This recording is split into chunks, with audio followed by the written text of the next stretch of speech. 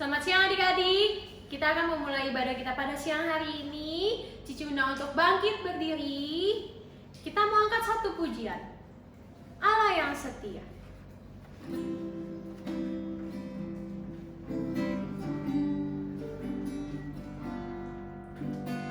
Yesus, Kau telah memulai segala yang baik dalamku. Engkau menjadikanku serupa gambaran-Mu dan berharga di mata-Mu. Yesus, Kau telah memulai. Yesus, Kau telah memulai karya yang mulia dalamku. Kau berikan hidupmu sebagai ganti dosaku, karena kasih-Mu padaku.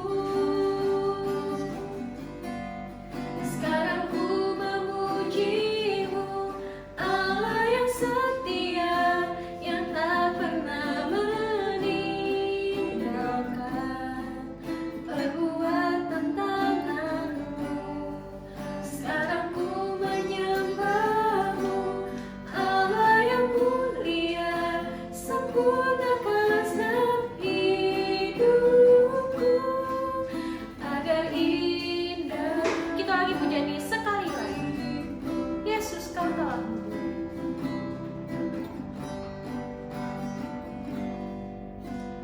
Yesus, Kau telah memulai segala yang baik dalamku. Engkau menjadikanku serupa gambaran-Mu dan berharga di mata-Mu. Yesus, Kau telah memulai. Yesus, Kau telah memulai karya yang mulia dalamku. Kau berikan hidupmu sebagai ganti dosaku, karena kasih-Mu padaku. Sekarang ku memuji-Mu, Allah yang setia, yang tak pernah meninggalkan perbuatan tangan-Mu. Sekarang ku menyembah-Mu, Allah yang mulia, sempurnakan setiap hidupku agar indah bagi-Mu. Mari kita bersatu di dalam doa. Tuhan Yesus, kami mengucap syukur atas begitu besar kasih Tuhan kepada kami, sehingga kami boleh diberikan kesempatan untuk beribadah kepada Tuhan. Ya Tuhan, pimpin ibadah kami hanya di dalam nama Tuhan Yesus kami berdoa. Amin. Cici sapa dulu ya adik-adik. Selamat siang adik-adik. Iya, bagaimana kabar kalian? Baik? Pasti baik-baik semua ya, pasti sehat-sehat semua di rumah. Nah, Cici bersyukur kalau kalian sampai hari ini masih bersetia untuk beribadah kepada Tuhan. Cici mau nanya deh, kita tuh bisa beribadah kepada Tuhan itu semua karena apa sih? Karena kasih Tuhan yang begitu besar kepada kita, sehingga kita boleh diberikan kesempatan untuk datang kepada Dia, memuji nama Dia. Kita angkat satu pujian yang bilang kasih Yesus tuh manis dan indah. Masih ingat gayanya? Kita pakai gayanya ya. Kasih Yesus manis dan indah, kasih Yesus manis dan indah, kasih Yesus manis dan indah. Oh oh oh, kasih Yesus manis dan indah, kasih Yesus manis dan indah, kasih Yesus manis dan indah, kasih Yesus manis dan indah. Oh oh oh, sungguh indah. Iya, kasih Yesus yang begitu besar.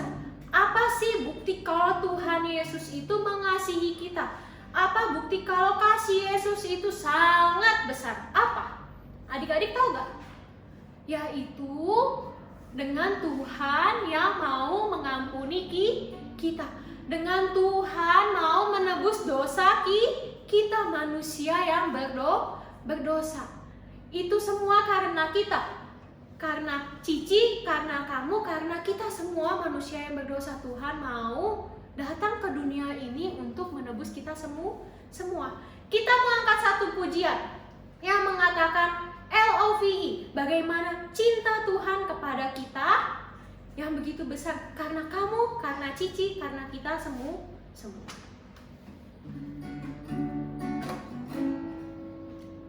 Come on now, let's open up the book. Come on now and take a good long look and see God has given us all we need to be free. It's about you, it's about me, it's about you, it's about me. It's about the truth that set us free. It's about LOVE, love from the Father up above. It's about hope, it's about life, it's about the love of Jesus Christ. It's about everlasting name. It's about you, it's about me. It's about you. It's about me, it's about the truth that set us free. It's about LOVE, love from the Father up above. It's about hope, it's about life, it's about the love of Jesus Christ. It's about everlasting, never failing love. Iya, karena kasih Tuhan yang begitu besar dan kita sudah tahu kalau kasih Yesus sangat besar, itu berarti kita harus bersetia dalam mengikut Dia. Mau dalam keadaan apapun, mau dalam keadaan sedih, dalam keadaan senang, kita harus tetap bersetia mengikut Tuhan. Kita angkat satu pujian, ikut Tuhan Yesus. Mau berjalan dengan juru selamatku di lembah berbunga dan berair sejuk. Ya kemana juga aku mau mengikutnya, sampai aku tiba di negeri. Ikut Tuhan Yesus.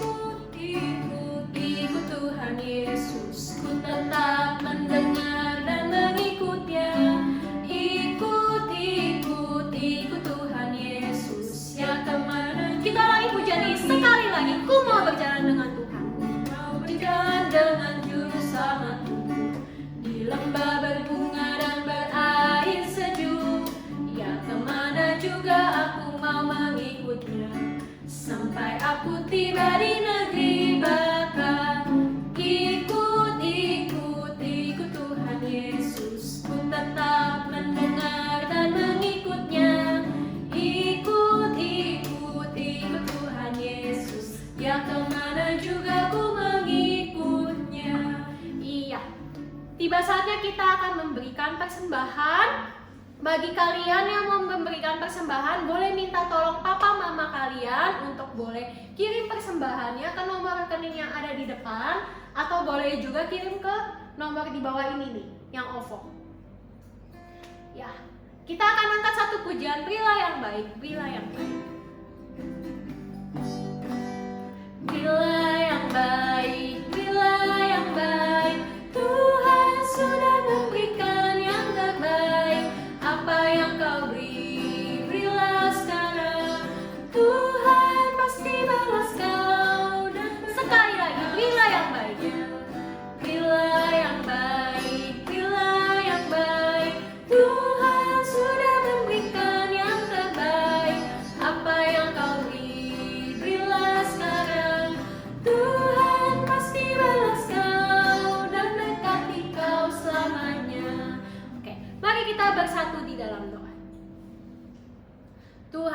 Yesus, kami bersyukur atas begitu banyak berkat kasih Tuhan yang tidak pernah berkesudahan.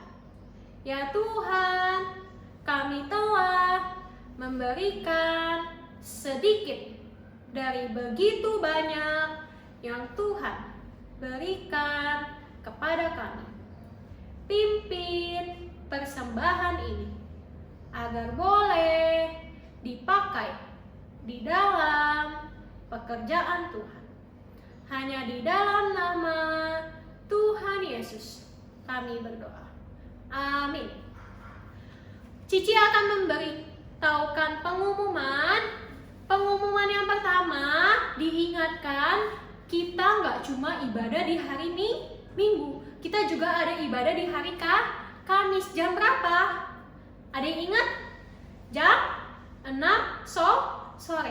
Persekutuan anak jam 6 sore, dan kalian bisa nonton di YouTube channelnya Sekolah Minggu GKI Ampera. Seperti hari ini kalian nonton di channel YouTube Sekolah GKI Ampera. Nah, selanjutnya jangan lupa minggu depan kita bertemu lagi beribadah seperti hari ini, oke? Kita akan mendengarkan firman Tuhan. Cici undang untuk bangkit berdiri. Kita mau angkat satu pujian. Aku siap, Tuhan.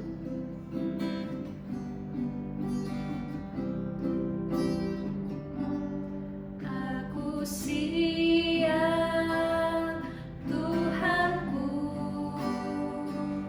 segenap hidupku seakan ku siap.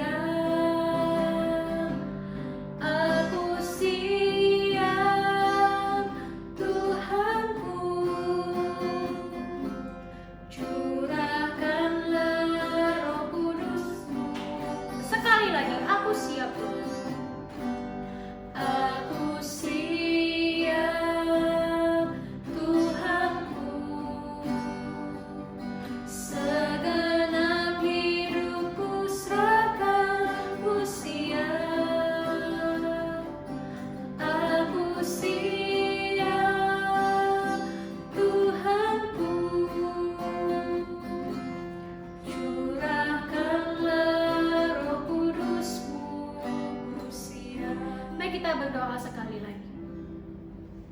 Tuhan Yesus, kami telah menaikkan puji-pujian kami di hadapan Tuhan. Sekarang kami mau mendengarkan firman Tuhan. Tolonglah kami agar kami boleh mengerti serta melakukannya di dalam kehidupan kami. Hanya di dalam nama Tuhan Yesus kami berdoa. Amin. Selamat siang adik-adik. Mari kita bersatu di dalam doa untuk mendengarkan firman Tuhan pada siang hari ini. Mari kita berdoa. Ya Tuhan, kami kembali lagi bersyukur kepada Tuhan. Jikalau pada siang hari ini kami kembali lagi untuk mendengarkan firman Tuhan, belajar bersama-sama untuk mendengarkan firman Tuhan, bukan serta mendengarkan, tapi kami boleh diberikan kemampuan juga untuk boleh menjadi pelaku firman Tuhan. Tuhan tolong untuk jam pemberitaan firman Tuhan pada hari ini. Dalam nama Tuhan kami Yesus Kristus kami telah berdoa. Amin. Cici akan menceritakan yaitu tentang Yusuf ya. Kita tahu bahwa Yusuf ini adalah salah satu anak dari si Rahel dan Yakub dari cerita minggu lalu. Kalau adik-adik mendengarkan minggu lalu ya. Nah, saudara-saudara Yusuf ini kita tahu ya bagaimana sikap saudara-saudara Yusuf ini kepada dia itu memiliki rasa apa? Pasti tahu, iri hati. Ya, keirian hati yang terjadi kepada saudara-saudaranya Yusuf itu adalah ketika Yusuf diberikan jubah ya. Ketika Yusuf diberi jubah. Nah, ini ada di dalam Kejadian 37 ya. Adik-adik boleh mencatatnya di dalam Kejadian 37 ayat 1 sampai 11 ya. Bukan hanya iri hati saja ya. Ketika waktu ayahnya Yusuf memberikan Yusuf pakaian yang begitu indah, yang begitu bagus ya, saudara-saudaranya langsung membencinya ya, saudaranya langsung membencinya. Dan juga udah iri hati dan juga adanya kebencian ya, kebencian kepada Yusuf. Karena apa? Karena dari mimpinya Yusuf, mimpi Yusuf bermimpi apa? Yusuf ini bermimpi salah satunya adalah gandum ya. Kalau adik-adik tahu tentang gandumnya, Yusuf dikelilingi oleh beberapa gandum yang lain ya. Dia menceritakan kepada koko-kokonya dan juga dia menceritakan ayahnya dan ibunya bahwa mimpinya itu menceritakan bagaimana gandum-gandum mereka akan sujud kepada gandum-gandumnya Yusuf.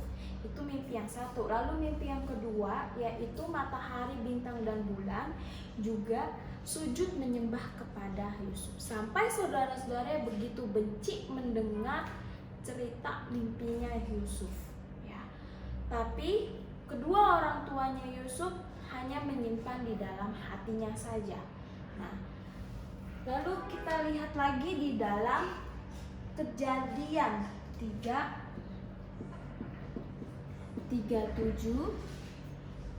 ayat 12 sampai 36. Nah, apa yang dilakukan oleh saudara-saudaranya Yusuf? Saudara-saudaranya Yusuf itu dia melakukan untuk berusaha membunuh Yusuf. Ketika ayahnya menyuruh Yusuf untuk pergi ya, mengunjungi saudara-saudaranya sedang bekerja ya. Lalu saudaranya melihat bahwa ada Yusuf di situ dan mencoba berusaha untuk membunuh Yusuf. Tetapi ada salah satu saudaranya pun yang mengatakan kita jangan membunuh dia. Ya, kita jangan membunuh dia. Tetapi biarlah kita buang saja kemana? Buang saja ke sumur yang kosong. Salah satu adiknya itu adalah Ruben. Betapa Ruben pun adalah salah satu yang mengasihi Yusuf karena dia berencana untuk ingin membebaskan Yusuf dari kejahatan-kejahatan saudaranya. Ya. Ingin dibuang. Waktu ketika itu kurang lebih umur Yusuf itu terjadi peristiwanya 17 tahun ya. Saat Yusuf itu berumur 17 tahun, Yusuf dibuang ke sumur yang kosong ya, berusaha untuk membunuhnya. Nah, ketika itu mereka berpikir lagi saudaranya, jangan dibuang, kalau enggak kita jual saja ke salah satu ya, ke orang Mesir. Mereka berusaha untuk menjual Yusuf ya, untuk menjual Yusuf. Ketika si Ruben ingin kembali untuk ke tempat sumur yang kosong yang tadi, tapi tidak berhasil karena Yusuf sudah keburu kebawa oleh saudara-saudaranya untuk dijual ya. Nah, ketika dijual kita lihat ya kejadian dari cerita Yusuf ini, bagaimana dia dibenci oleh saudaranya dengan keirian hatinya kepada Yusuf. Lalu bagaimana Yusuf setelah itu dia dibuang, sudah dibuang lalu dia dijual ke Mesir. Nah, setelah dia dari Mesir dia kemana? Dia menjadi salah satu budak, yaitu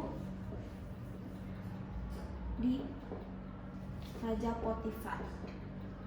Ya, dia menjadi budak, seorang budak. Kalau bahasa sekarang adalah seperti pembantu, tapi pekerjaannya yang begitu kasar. Tapi Yusuf bekerja sebagai budak, bagaimana dia bekerja dengan tekun, bekerja dengan giat, sehingga Yusuf akhirnya dia diberikan kepercayaan ya di dalam mengurusi segala kekuasaan yang ada di dalam rumahnya Potifar. Nah, tapi suatu ketika terjadilah sesuatu yang membuat Yusuf yang bagaimana harus menghadapi segala sesuatunya yang dia begitu taat ya kepada Allah.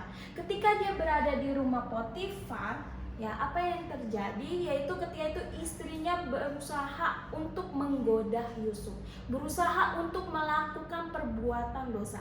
Tapi kita lihat bagaimana Yusuf tidak melakukannya. Karena kenapa? Yusuf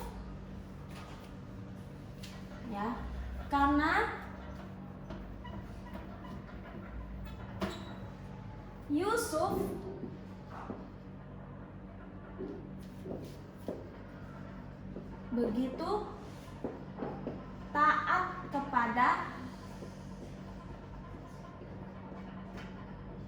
Allah sampai dia tidak melakukan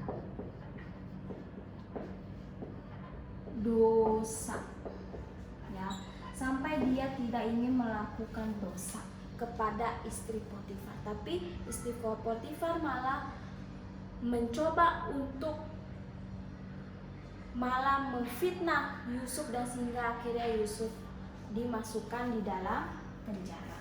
Nah, tadi kita lihat Yusuf dibenci dalam pikiran hati saudara-saudaranya, lalu dia dibuang, ya. Kalau tadi kita lihat tadi apa? Dibuang. Lalu setelah itu dia dijual. Sudah dijual dia diapa lagi? Difitnah, ya. Ini yang dialami oleh Yusuf. Dia difitnah dan akhirnya dia dipenjara. Ya.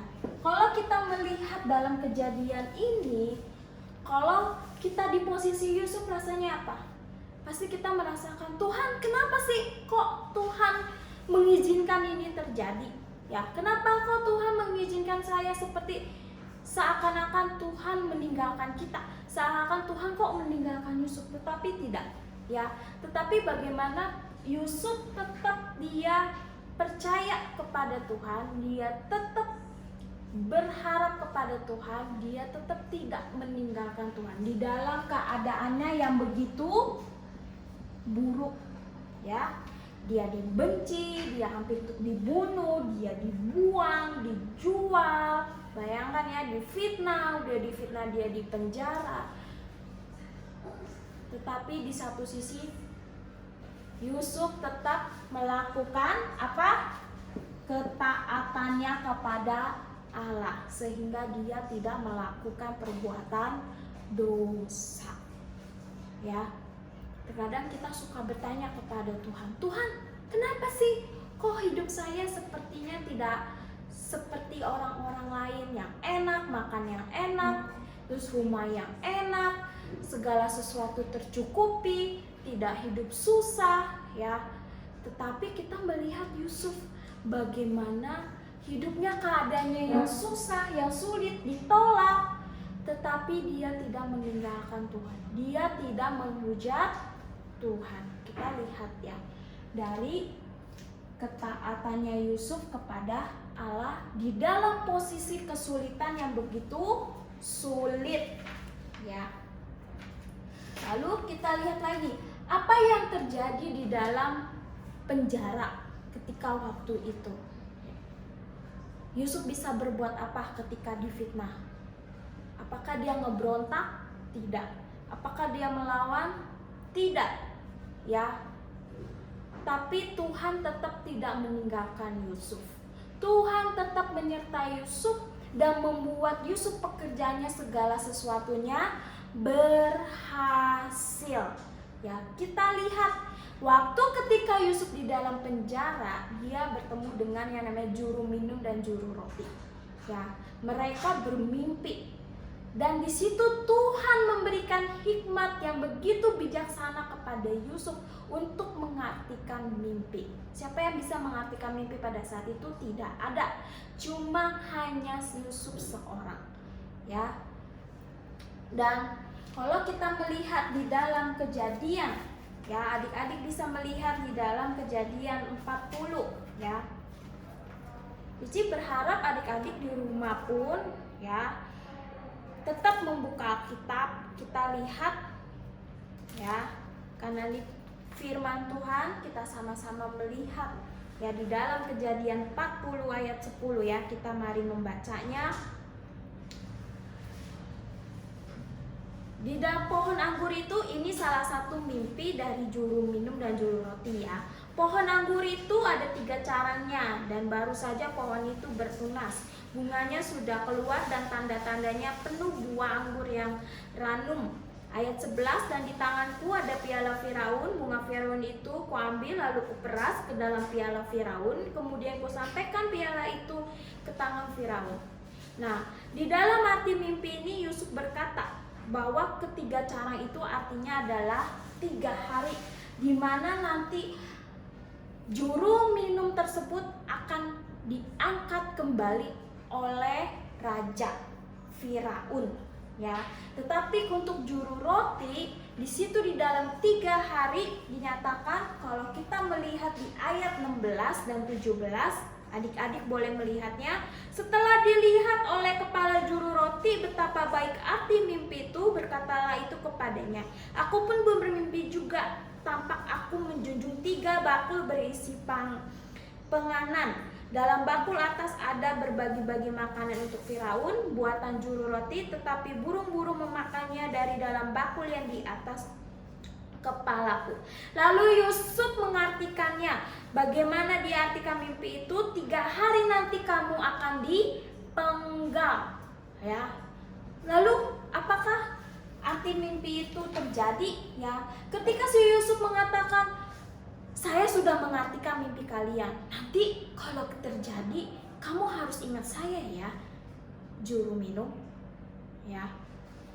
Setelah itu terjadi, betul apa yang dikatakan Yusuf itu adalah benar, tetapi mereka melupakan Yusuf. Lihat, ya, kesedihan hati Yusuf bagaimana, ya. Bagaimana di dalam penjara Yusuf tetap berbuat baik terhadap juru minum dan juru roti, ya. Dia memiliki talenta, tetapi dia berusaha untuk berbuat baik juga kepada mereka, tapi kebaikan Yusuf dilupakan.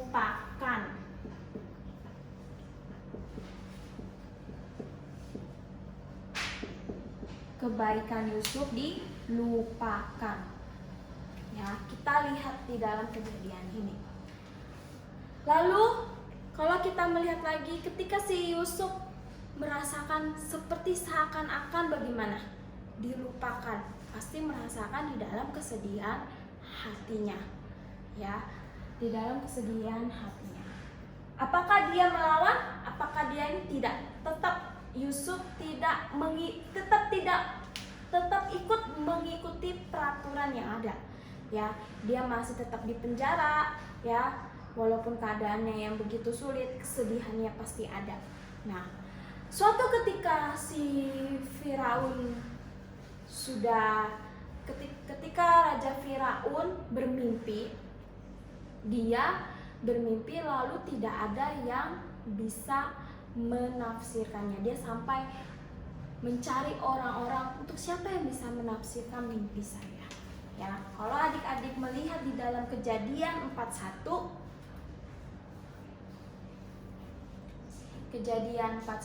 ya.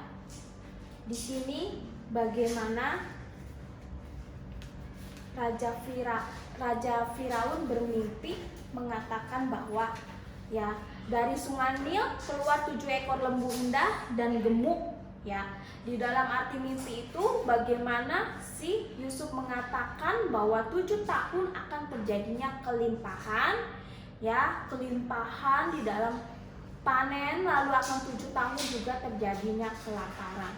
Ya, di sini hikmat Yusuf terhadap Raja Firaun mengatakan bahwa lebih baik ketika di dalam 7 tahun terjadinya panen yang begitu baik, begitu bagus, lebih baik makanan-makanan yang ada dikumpulkan. Ya, untuk apa? Dikumpulkan untuk nanti akan terjadinya 7 tahun kelaparan. Di sini Tuhan memberikan hikmat dan bijaksana kepada Yusuf. Ya, lihat ya, walaupun di dalam keadaan yang begitu sulit yang dialami oleh Yusuf, tetapi Tuhan menyertai dengan apa? Dengan dia memiliki talenta, bisa menafsirkan mimpi, dengan dia juga berhikmat segala sesuatu, ya. Nah, lalu Raja Firaun ini mengangkat Yusuf menjadi salah satu penguasa di seluruh tanah Mesir, ya. Kita lihat ya, di dalam kepurukannya si Yusuf ini yang terjadi, ya, dia dibenci, dibuang, dijual, difitnah, dipenjara, lalu kebaikannya dilupakan. Tetapi di dalam kejadian tersebut, bagaimana si Yusuf ini akhirnya diangkat menjadi penguasa, ya, diangkat menjadi penguasa di seluruh Mesir. Ya. Karena kenapa? Karena Raja Firaun melihat tidak ada seorang yang berhikmat seperti Yusuf.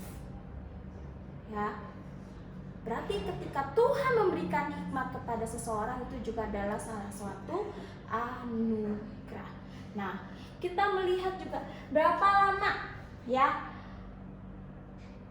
di sini ketika dia berumur, Yusuf 30 tahun, ya, dia menjadi penguasa seluruh Mesir. Nah, akhirnya Yusuf pun dibebaskan dari penjara. Kita lihat tadi hidupnya Yusuf, ya, seakan-akan tidak begitu indah, tidak begitu enak. Tapi kita lihat endingnya, akhirnya dalam ketaatan dia kepada Allah, tidak melakukan dosa, ya, dalam dia tidak juga menyalahkan Allah, tapi dia tetap beriman percaya kepada Allah. Kita melihat akhir di dalam Yusuf ini adalah bagaimana dia diangkat menjadi penguasa di Mesir, ya.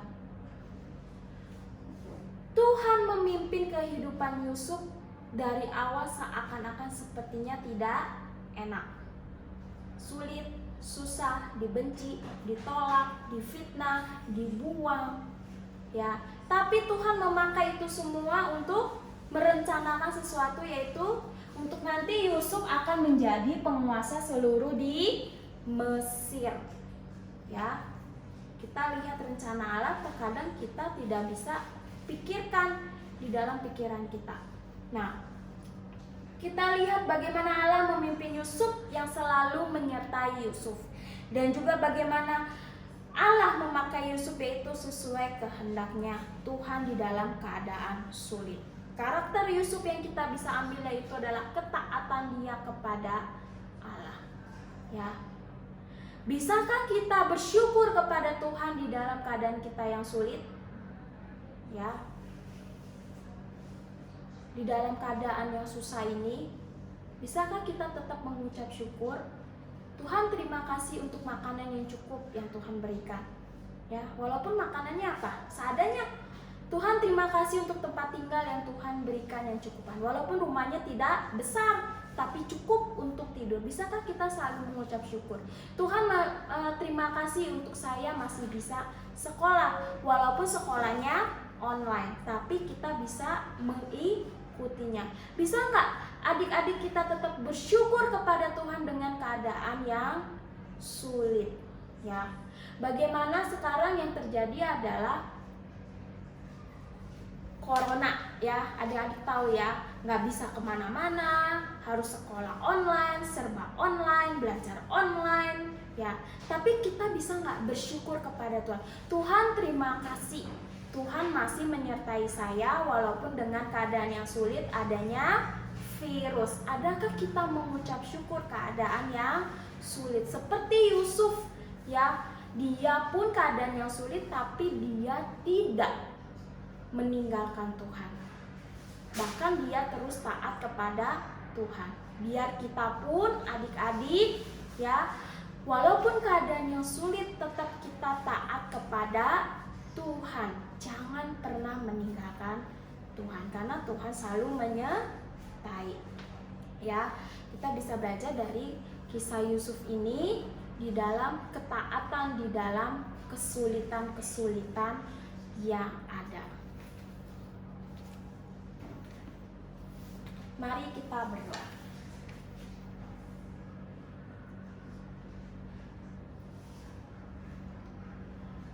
Tuhan Yesus, kami bersyukur untuk firman Tuhan pada hari ini.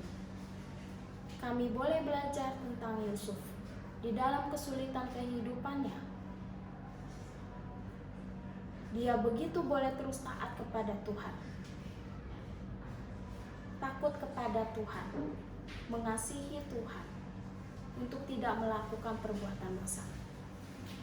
Dan biarlah kami di dalam kesulitan apapun yang terjadi, biarlah kami pun tetap taat kepada Tuhan dan bersyukur kepada Tuhan. Tuhan pun masih menyertai kami, seperti Tuhan juga masih menyertai Yusuf di dalam keadaan yang sulit, keadaan yang susah. Terima kasih ya Tuhan untuk pemberitaan firman Tuhan pada siang hari ini. Biarlah kami pun boleh belajar terus menerus, memiliki kerendahan hati yang mau taat kepada Tuhan. Di dalam nama Tuhan kami, Yesus Kristus, kami telah berdoa. Amin.